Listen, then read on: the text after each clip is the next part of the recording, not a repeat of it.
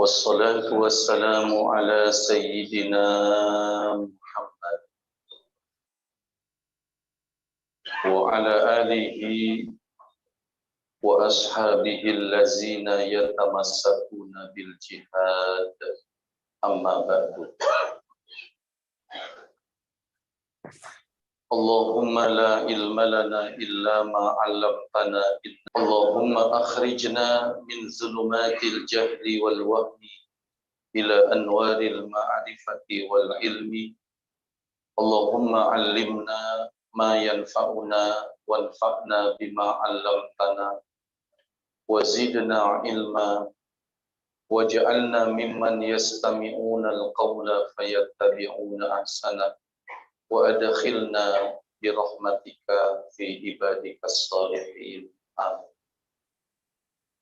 Yang saya hormati Bapak Haji Imron Sehari, orang tua kita, seluruh pengurus Masjid Al-Iman, tokoh-tokoh kita, hadirin, hadirat, terutama ibu-ibu yang sholihat, yang doanya seperti doa Nabi untuk umatnya. Mudah-mudahan seluruh yang hadir, termasuk sahabat saya yang biasa ketemu di haji, termasuk yang ikut serta belajar di Al-Quran, mudah-mudahan travelnya berkah. Rasanya saat ini tidak ada ucapan yang pantas kita ucapkan selain ucapan Alhamdulillahirabbil alamin. Mudah-mudahan semua nikmat yang Allah berikan dan titipkan kepada kita mampu kita jadikan sebagai sarana kita, bukan hanya untuk mencintai Allah dan Rasul-Nya saja, tapi mudah-mudahan ikut serta di dalam dakwah meninggikan dan memuliakan agama kita, yang memang tidak ada yang bisa lebih tinggi dari agama kita. Salawat beriring salam kita sampaikan dan tujukan kepada insan pilihan, Nabi akhir zaman, manusia yang paling khusyuk sholatnya, santun tutur katanya, harmonis rumah tangganya, bahkan paling sempurna dalam hal zakat, haji, dan jihadnya. Jihad yang sesuai dengan tuntunan Al-Quran. Karena berjihad itu salah satu ajaran yang diperintahkan Allah, tapi harus sesuai dengan Al-Quran.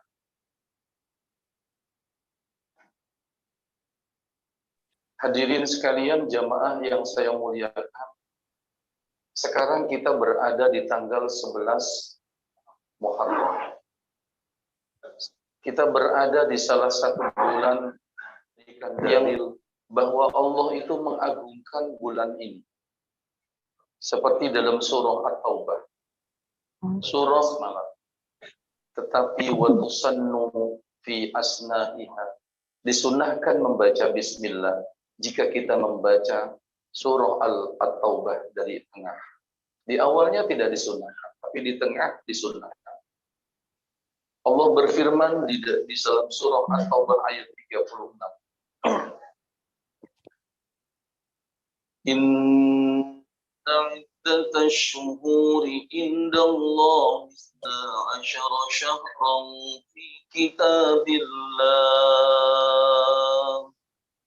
yawma khalaqas samawati wal arda minha arba'atun zalika ad-dinul qayyim fala tazlimu fihinna anfusakum wa qatilul musyrikina kaffatan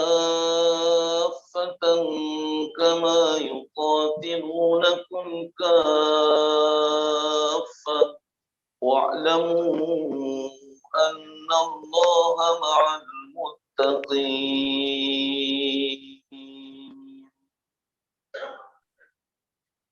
Sejak Allah ciptakan langit dan bumi, Allah sudah menentukan untuk menjatuhkan setahun itu 12 bulan. Dalam surah At-Taubah. Surah apa? Coba nanti dibuka. Ya. Nanti ada beberapa surah dan ayat yang saya baca, mohon diingat Ibu. Kalau di luar ada bazar, ya, ada kuis dari saya. Yang bisa jawab dapat hadiah pulang duluan. Mohon maaf.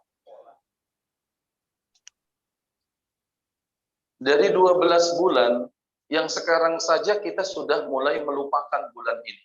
Kan gitu ya, orang tua kita. Coba. Untungnya ada sekolah-sekolah Islam.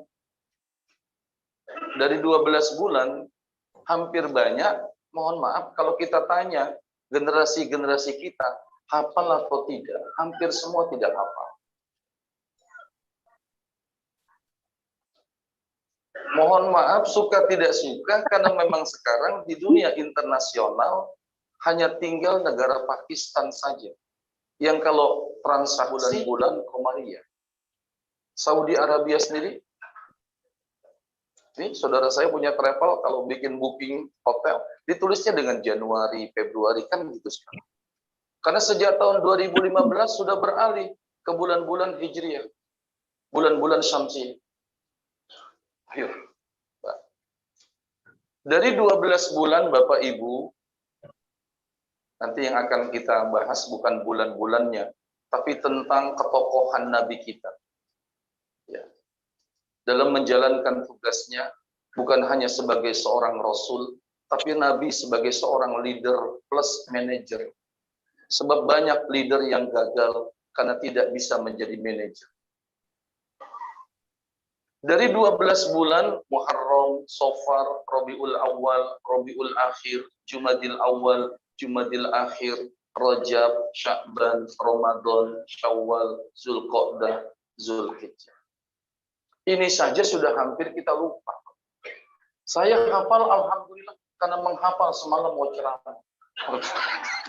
Enggak gitu. Maaf aja.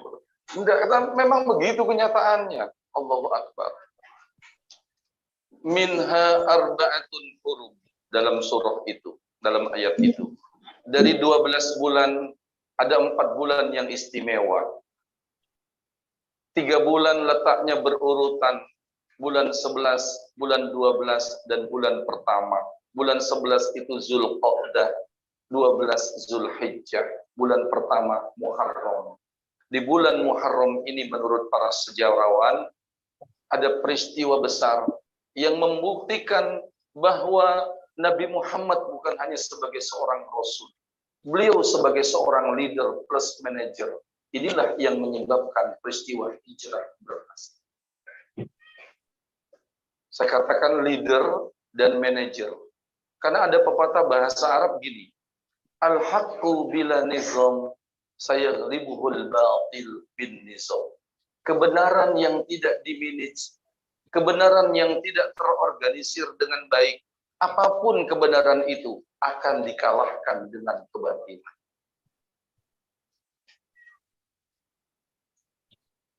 Ini mesti dikasih semangat nih. Allahu Akbar. Iya.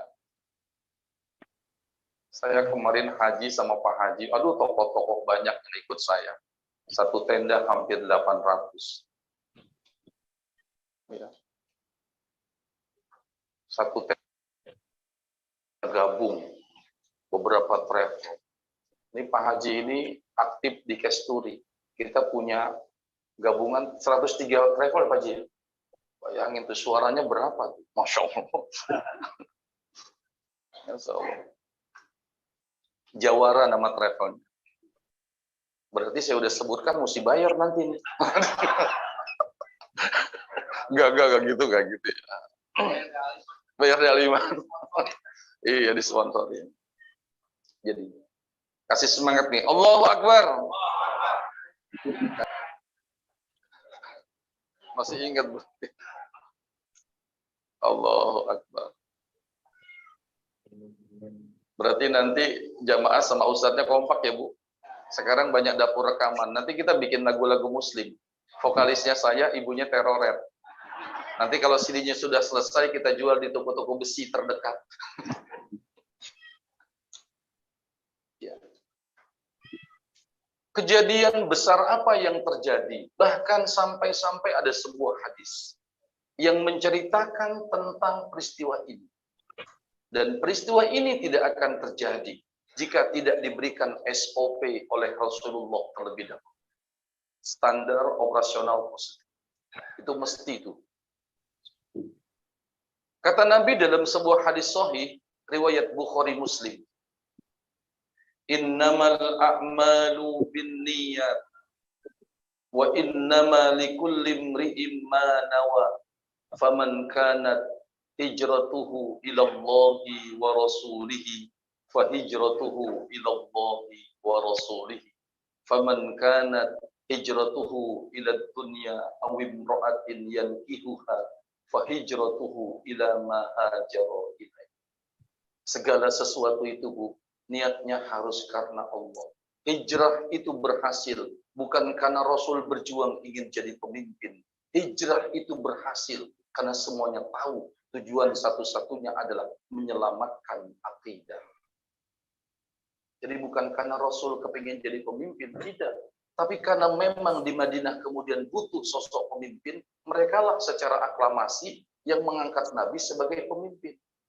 Jadi bukan nabinya, kalau nanti saya berangkat ke Madinah, saya akan jadi pemimpin. Tidak. Tapi tujuannya menyelamatkan akidah. Bagaimana tidak menyelamatkan akidah? Orang yang mustadafin, kelas-kelas yang meneng, yang kecil, yang lemah, itu disiksa. Seperti Bilal itu kan mustadafin, orang lemah. Sekarang kan kita juga begitu. Kalau orang lemah itu seakan-akan hukum tidak berpihak kepadanya. Betul apa betul? Iya, hampir kayak gitu. Bilal itu disiksa. Bilal itu bukan penghafal Quran. Bagaimana punya kesempatan untuk hafal Quran? Bilal itu tidak hafal Quran, disiksa, tapi akidahnya kuat. Ketika disiksa, yuraddiduhu kalimatan wahidatan ahad. Yuraddiduhu kalimatan wahidatan ahad. Ahad, ahad, li'annahu hafizah. Qul huwallahu ahad. Bilal saat itu bukan penghafal Quran. Ayat yang dihafal cuma satu ayat. Qul huwallahu ahad. Ketika disiksa, Bilal hanya mengulang-ulang ahad, ahad, ahad. Nah, kenapa pertanyaannya hijrah kemudian berhasil? Ternyata hijrah berhasil sebab sudah diawali dengan kegagalan. Jadi perjuangan yang gagal. Yang pertama hijrah ke Taif. Ya, ke Taif itu kan hijrah juga karena meninggalkan Mekah. Taif itu jaraknya sekitar 91 km. Hawanya sangat sejuk. Hawanya tuh sejuk. Daerah yang dulunya semua masyarakat yang menolak Rasulullah, sekarang ternyata semua masyarakat yang beriman kepada Allah dan Rasul. Ya, itu Taif. Ya.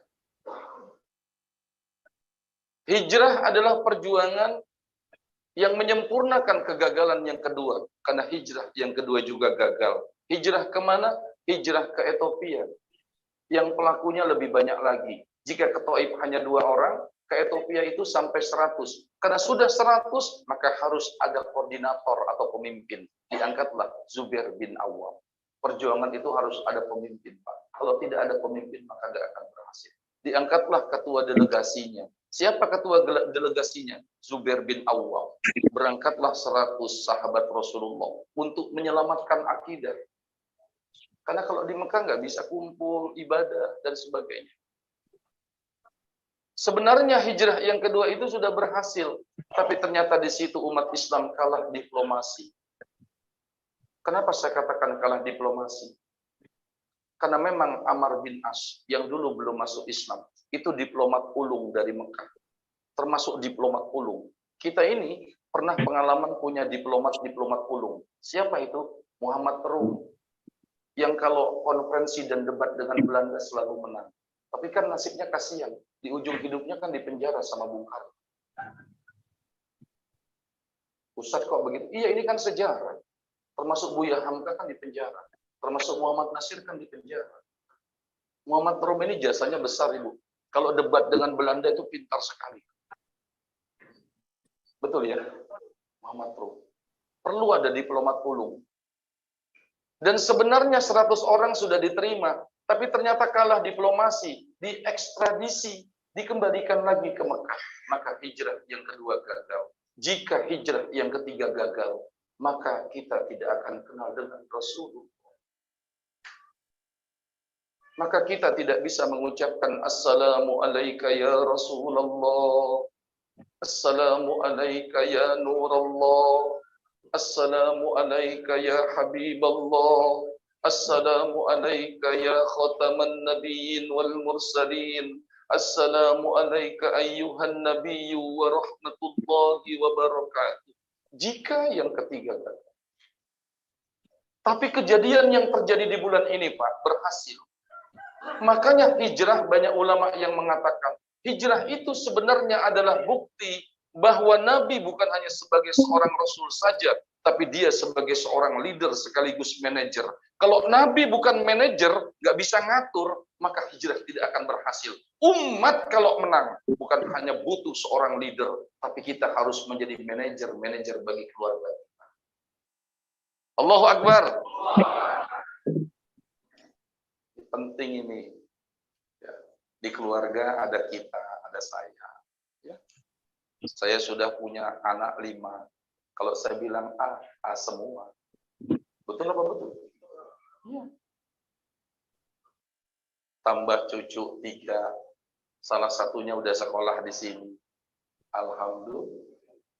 Saya pilih di sini karena memang saya tahu di sini termasuk sekolah yang bisa disebut representatif dari pendidikan Islam. Pak. Berarti iklan juga nih, Pak. Iya.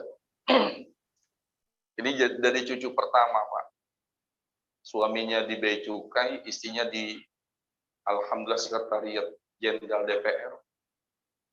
Dan dapat pendidikan sekarang gratis dari DPR. Anak 4, yang 1 jadi dokter. Karena penting umat Islam juga harus punya dokter. Istri saya bilang, anak saya 5. Kenapa Abi nggak 5-5-nya jadi dokter? Saya bilang cukup 1 sajalah. Dulu ayah punya teman anaknya 4-4-4-nya jadi dokter. Begitu ibunya sakit, 4-4-nya rebutan nyuntik semua, mati ibunya. 1 saja cukup sudah. Jadi la tadkhulu min babin wahid. Baik, saya lanjutkan. Jadi hijrah ini Ibu, ini gambaran bagi kita nih, keluarga kalau mau sukses. Jadi Nabi itu bukan hanya sebagai seorang Rasul, beliau sebagai seorang leader sekaligus manajer. Ini yang saya katakan tadi. Banyak pemimpin-pemimpin yang gagal karena nggak bisa jadi manajer. Makanya ada hadis yang sangat populer. Ini bukti ketokohan Nabi. Nabi mengatakan hadisnya, "Iza wusidal amru min ghairi ahlihi fantaziris sa'ah." Jika sesuatu pekerjaan diberikan kepada orang yang bukan ahlinya. Nabi loh yang mengatakan, jika sebuah pekerjaan diberikan kepada orang yang bukan ahlinya, fantaziris sa'ah, tunggu kehancuran. Betul nggak? Iya. Giliran JIC, JIS diaudit, Mandalika nggak diaudit, kan curang. Harus adil dong. Betul nggak? Nggak, ini beneran loh. Jakarta International Stadium diaudit, Mandalika yang ruginya besar. Ayo, yang banjir. Enggak, saya enggak kampanye, enggak boleh kampanye. Enggak boleh kampanye di masjid, karena masjid ini milik umum. Alhamdulillah. Ya. Yang penting yang jadi pemimpin itu 4 cirinya. Siddiq, amanah, tablik, fatonah. Itu saja. Siddiq, amanah, tablik. Pasti udah tahu semua kan? Ya, tapi kan nggak nyebut nama, Pak. Nggak apa-apa dong. Yang nggak boleh di masjid jadi kampanye, nggak boleh ya. Masjid ini suci. Tapi Nabi bilang, syarat jadi pemimpin siddiq, amanah, tablik, itu kan ajaran kita. Kita lanjutkan kembali. Bu, yang kedua, hijrah ini bukan hanya bukti Nabi sebagai seorang rasul, leader, dan manajer. Nabi ini sebagai seorang manajer yang sukses memberikan tugas kepada orang-orang yang cocok diberikan amanat. Jadi hijrah ini membuktikan Nabi mengangkat harkat derajat wanita. Jadi hijrah ini juga gitu, Bu. Sebenarnya cerita tentang harkat martabat wanita yang diberikan tugas. Siapa wanita itu? Ternyata wanita ini wanita yang sedang hamil tua, Ibu. Diberikan tugas logistik. Kalau di Indonesia namanya BGR. Itu yang logistik keluar semuanya. Nah, ternyata Ibu, wanita yang sedang hamil tua diberikan tugas mendukung bantuan logistik untuk naik gunung, turun gunung, membawa makanan. Kenapa yang dipilih wanita yang sedang hamil? Inilah cerdiknya, fatonahnya Rasulullah. Karena orang tidak akan menyangka orang yang sedang hamil naik gunung, turun gunung.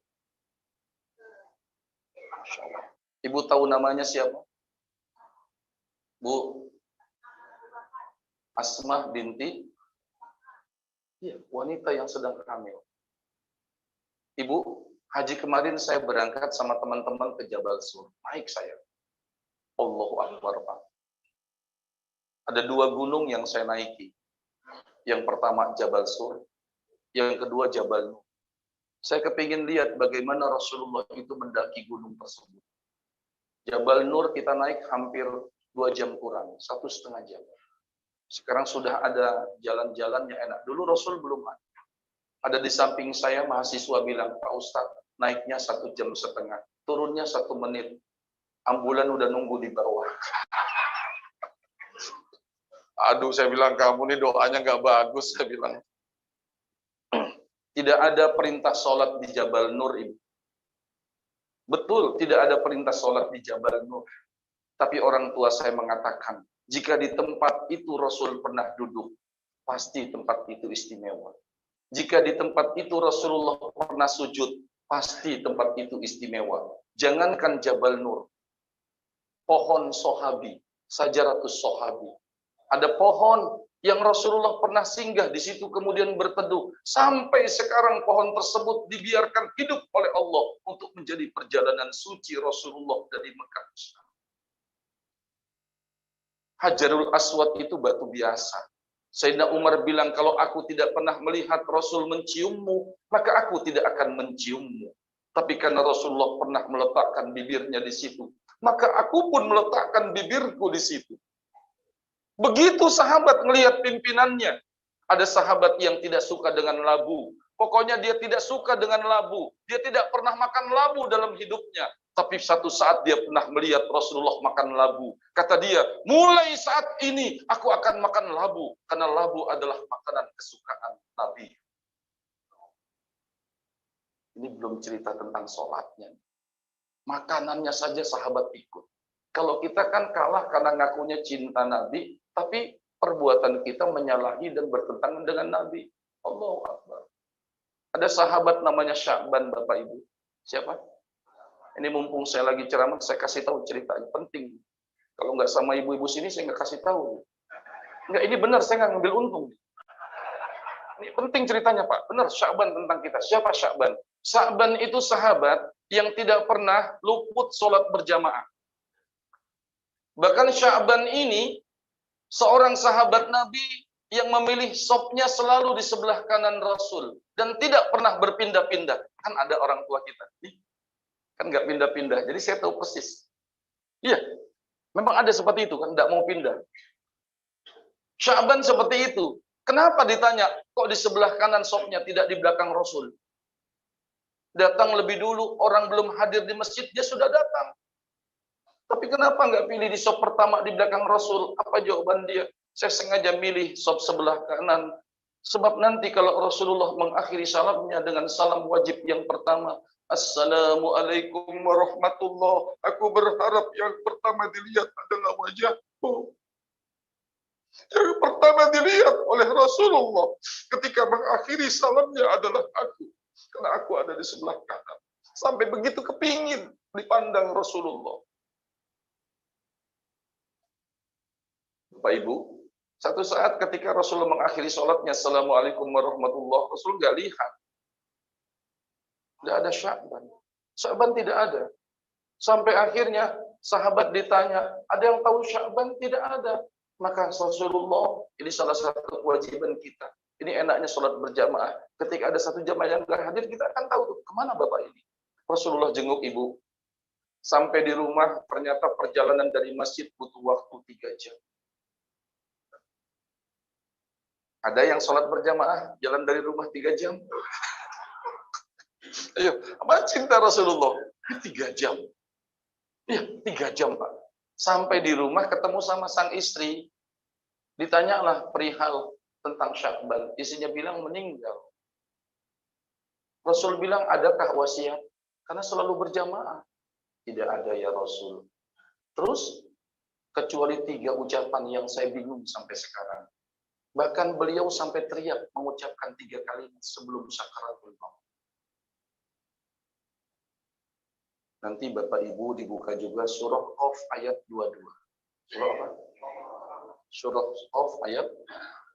Ini yang dibacakan Rasul kepada istri Sya'ban, didengar oleh sahabat. Surah Qaf ayat 22. Ketika Rasulullah tanya ada wasiat, tidak ada.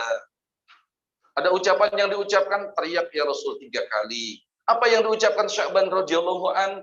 Sya'ban bilang gini yang pertama, aduh kenapa nggak lebih jauh?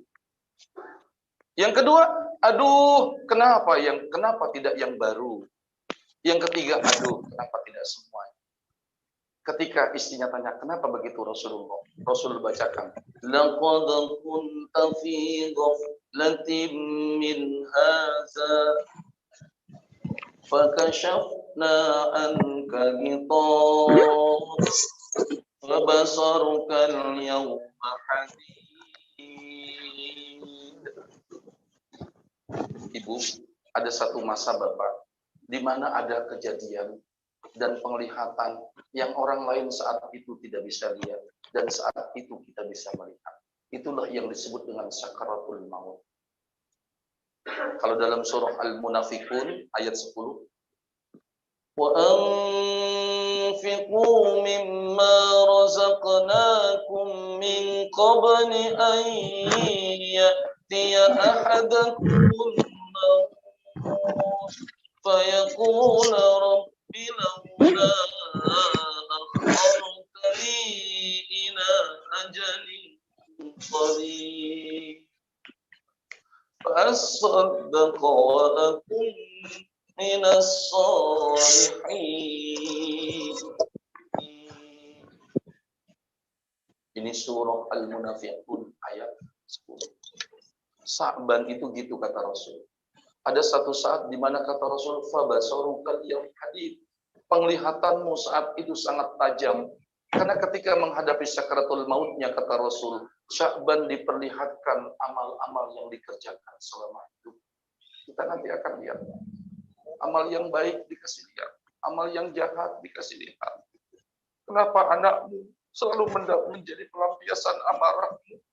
Kenapa anakmu selalu menjadi pelampiasan emosimu? Karena kamu tidak bisa becus mencari rezeki. Karena kamu tidak becus mengatasi masalah. Emosi kamu, tulang anakmu jadi pelampiasan emosi. Itu saja nanti akan ditulis. Anak yang tidak tahu apa-apa. Karena kita gagal cari solusi, nggak benar mencari rezeki, pulang emosi, marah, anak jadi pelampiasan emosi. Kenapa jadi bengong begini? Saya dihipnotis jadinya. Kata Rasul, kenapa? Karena saat itu Sya'ban diperlihatkan amal-amalnya ketika hidup. Kok teriak kenapa tidak lebih jauh? Sya'ban dikasih lihat pahala melangkah ke masjid. Sampai dia teriak. Kata Nabi, satu di antara amalmu yang dapat menghapuskan dosa-dosamu, meskipun lebih besar dari bumi dan langit, dan bisa mengangkat derajatmu. Satu di antara amal itu adalah wa kasratul khutu ilal masajid. Melangkah kaki ke masjid. Sya'ban dikasih lihat pahalanya. Teriak dia, kenapa nggak lebih jauh? Padahal dari rumahnya ke masjid 3 jam. Iya, dikasih lihat kan.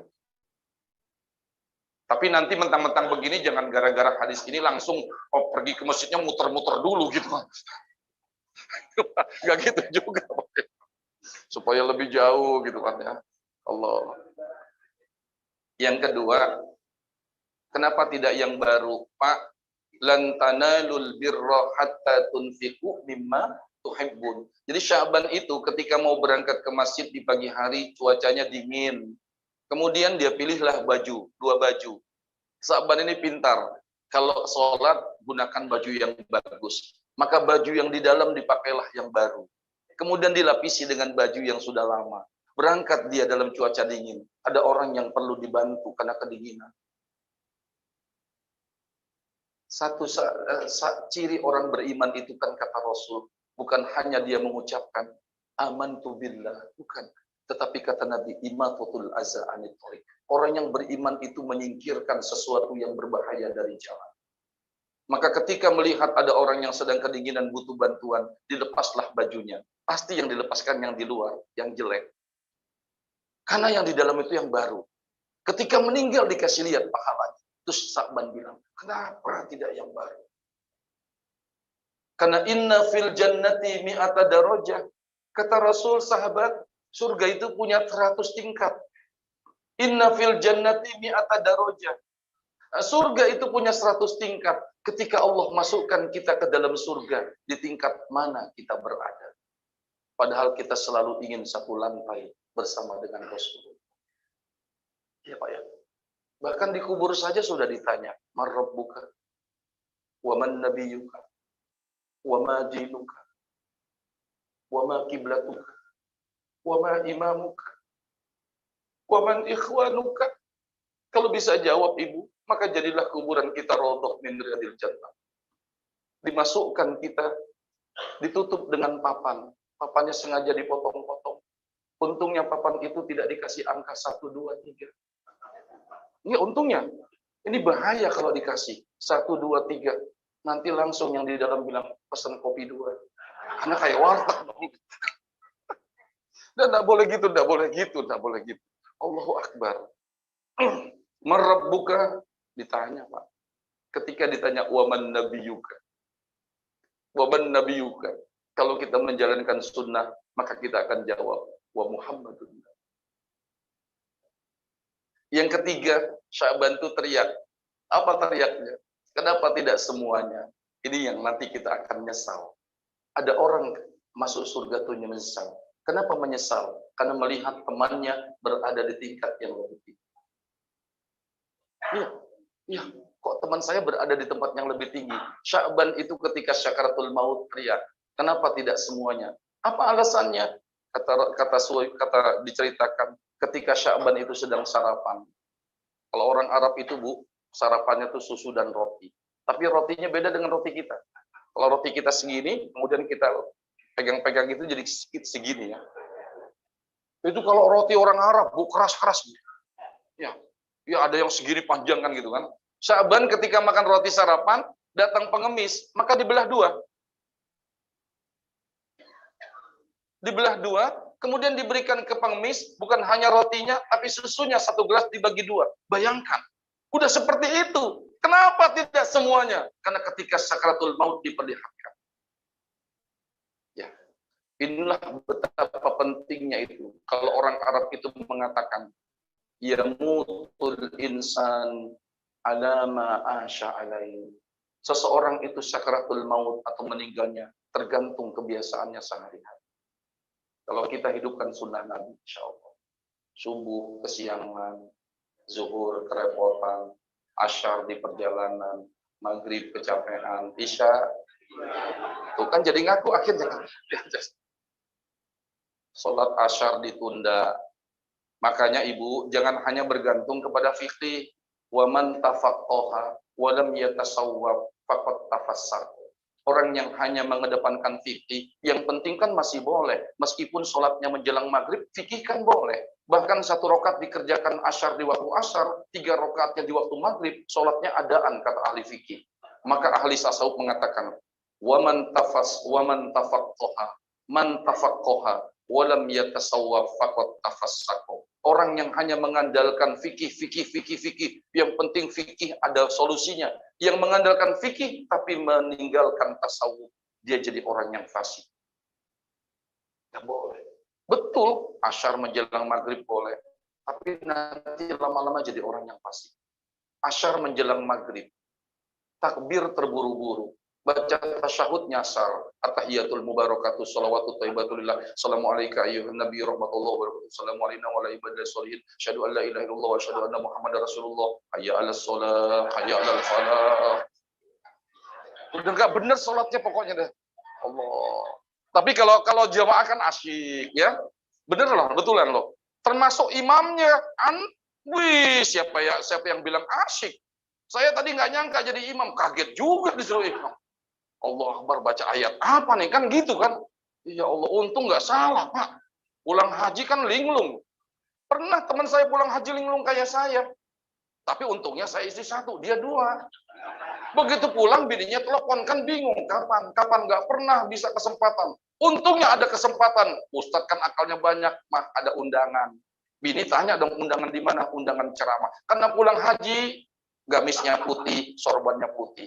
Dasar tukang bohong. Ternyata bukan ceramah, masuk ke bini kedua. Karena ketiduran, kaget ditelepon sama bini pertama. Kamu di mana? Ceramah kok lama banget. Kaget pulang langsung. Gamis dipakai, sorban putih dipakai. Begitu sampai di rumah turun mobil, istrinya tanya, "Pak, itu surban?" "Iya, surban beli di Mekah." "Mau kena apa surban itu?" Ternyata mau kena bini kedua aja diambil. Udah bangga-bangga.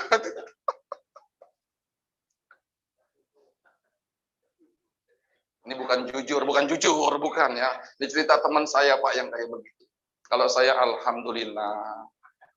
Iya, saya bersyukur sama Allah sampai sekarang masih satu. Iya, meskipun teman saya bilang, "Parto, itu kan ngaji sama kita. Tok gimana Tok waktu kawin lagi?" "Ya Ustadz, jangan takut, panasnya cuma seminggu." Saya sampai nembakan, dia bilang gitu kan. Panasnya seminggu, kesananya gosong gue. Begitu. Boleh ceramah begini, boleh ya? Ini santai saja. Batasnya sampai jam 6 kurang. Ya Allah, sudah jam 6 nggak kelihatan Pak. Belum selesai. Terus. Nggak apa-apa, terus. Kalau terus anggap saja saya taksi. Kalau taksi terus argonya kan juga jalan ya. Jadi ternyata yang ketiga, kenapa nggak saya kasih semuanya? Terlihat di situ di Sakratul Maut. Pahala bersedekah. Pak, Bu, kalau sekarang ada pendidikan, kita sumbang cuma sekian. Nanti Allah kasih lihat ketika kita menutup mata. Kenapa dulu nggak saya sumbang semuanya? Nah, kembali ke hijrah. Hijrah ini bukti bahwa Rasul itu bukan hanya leader.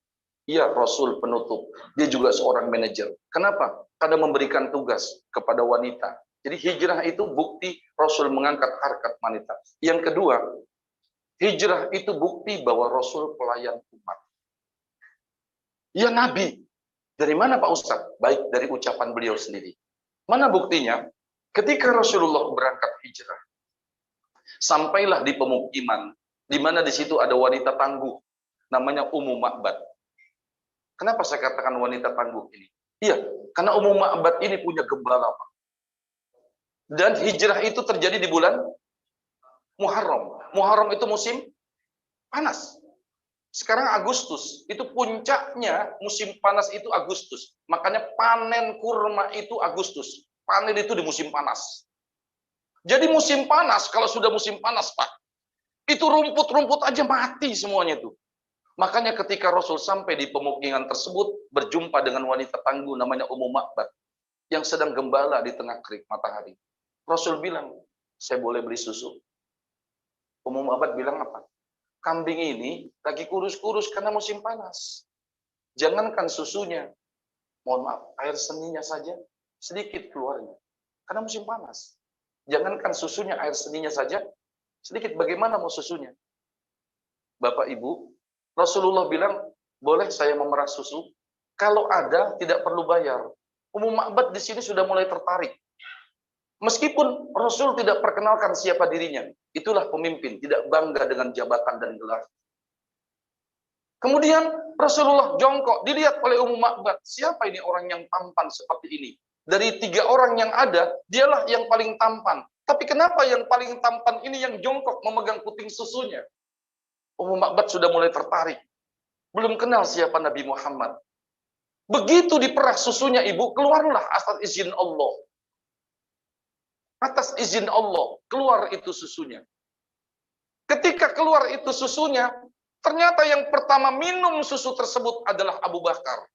Rasul ketika dapat susu tidak minum, tapi diberikan kepada Abu Bakar. Sang pemimpin semacam ini sudah sulit kita temukan. Dia yang berjasa. Dia yang bekerja, tapi ketika hasilnya orang lain diberikan. Kalau sekarang proyek belum jalan, udah bagi-bagi. Ini BTS tuh, lihat nggak tuh? Yang dapat tuh saya tahu banyak, Pak. Tapi kan gitu, hukum itu mohon maaf, tumpul ke atas, tajam ke bawah. Ini betulan. Kalau temennya Pak, kalau perlu nggak usah diusut. Iya. Saya dulu hampir dapat uang nih, saya sebutkan boleh direkam 10M. Saya sudah dijanjikan di Mekah 10M. Ini boleh direkam, tidak apa-apa, saya ingat betul. Siapa yang janjikan saya? Setio Novanto. Untung saya nggak jadi dapat, kalau nggak masuk penjara saya barang dapat. Ya Allah, beneran demi Allah dijanjikan 10M, 10M. Ya. Untung selamat saya, Pak. Ya Allah. Ya. Selamat saya. Nah, Rasulullah pernah diberikan kepada Abu Bakar. Yang kedua, Bapak Ibu, inilah Islam.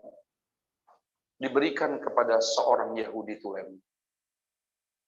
Kenapa disebut Yahudi? Iya, karena Abdullah bin Uraikid ini ketika diajak kerjasama, dibayar jasanya sebagai penunjuk jalan, masih sebagai seorang Yahudi. Boleh atau tidak dibuka Ali Imran ayat 75. Kerjasama, berikan kepercayaan. Abdullah bin Uraikid ini diberikan amanat menjadi penunjuk jalan, dibayar jasanya. Dibuka ayat Ali Imran 75. وَمِنْ أَهْلِ الْكِتَابِ مَنْ إِنْ تَأْمَنْهُ بِقِنْطَارٍ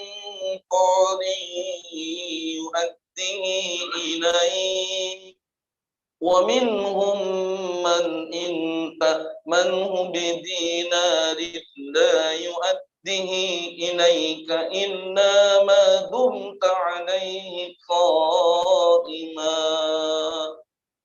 Itu sebagian ayat. Tidak apa-apa. Membangun negara ini memang harus seperti itu. Itulah yang dilakukan Rasul. Tapi cerita ini Ibu tidak berhenti sampai di situ. Ketika Ummu Ma'bad melihat dia yang memerah si tampan tersebut, yang ternyata Rasul, ternyata susunya diberikan kepada orang lain, diberikan kepada Abdullah bin Uraikid. Bahkan sang pemilik kambing tersebut pun dapat. Yang terakhir, susu itu diminum oleh Rasulullah. Barulah ditinjau di sana. Man anta? Siapa kamu? Rasul tidak jawab. Ana sayyidul anbiya wal mursalin. Enggak. Nabi yang punya pangkat dan gelar tersebut, jawabannya apa? Khadimul ummah akhiruhum syurba. Pelayan masyarakat adalah orang yang terakhir minum susunya. Pelayan masyarakat, khadimul ummah, pelayan umat, pelayan masyarakat adalah yang terakhir minum susunya. Coba. Ada nggak kira-kira orang yang kayak begitu? Insya Allah. Iya. Pak, Bu, inilah pentingnya kita mempelajari sejarah hijrah. Sudah jam 6 lewat, ke etis nanti. Ya. Jadi artinya, hijrah ini adalah bukti Rasul kita bukan hanya sebagai seorang Rasul, tapi beliau sebagai seorang leader plus manager. Kalau dia tidak bisa menjadi manajer, memberikan tugas kepada orang-orang yang pantas, Asma, Abu Bakar, dan yang terakhir, hijrah adalah bukti bahwa Rasul itu melanjutkan kebaikan-kebaikan pendahulunya. Buktinya apa? Rasulullah itu ketika mau keluar, siapa yang gantikan tidurnya Rasulullah di tempatnya? Ali. Ini artinya program yang bagus, lanjutkan. Karena ini ilmu dari orang tuanya Abu Thalib. Abu Thalib itu ketika Rasul berusia 13 tahun, dikasih tahu sama pendeta, ponakanmu akan dibunuh. Maka sejak malam itu, kalau Rasulullah tidur, diangkat ke tempat lain, digantikan di situ dengan Ali atau Ja'far. Tujuannya, kalau ada orang yang malam itu menyelinap dan membunuh, maka yang terbunuh bukan Rasulullah, tapi yang terbunuh adalah Ali atau Ja'far. Makanya, jangan melupakan perjuangan orang-orang dulu. Ilmunya itu masih dipakai. Yang bagus, lanjutkan. Yang tidak bagus, stop. Pantang umat Islam kejeblos di lubang yang sama. Iklan 2024. Mohon maaf. Mudah-mudahan ada manfaatnya. Subhanakallahumma wa bihamdika asyhadu an la ilaha illa anta astaghfiruka wa atubu ilaik. Tidak ada pertanyaan karena kita akan langsung ke acara selanjutnya. Terima kasih Pak Haji Imron, Pak orang tua kita yang lain. Mohon maaf ibu-ibu kalau ada kata-kata yang tidak berkenan. Terima kasih sudah berkenan mendengarkan. Assalamualaikum warahmatullahi wabarakatuh.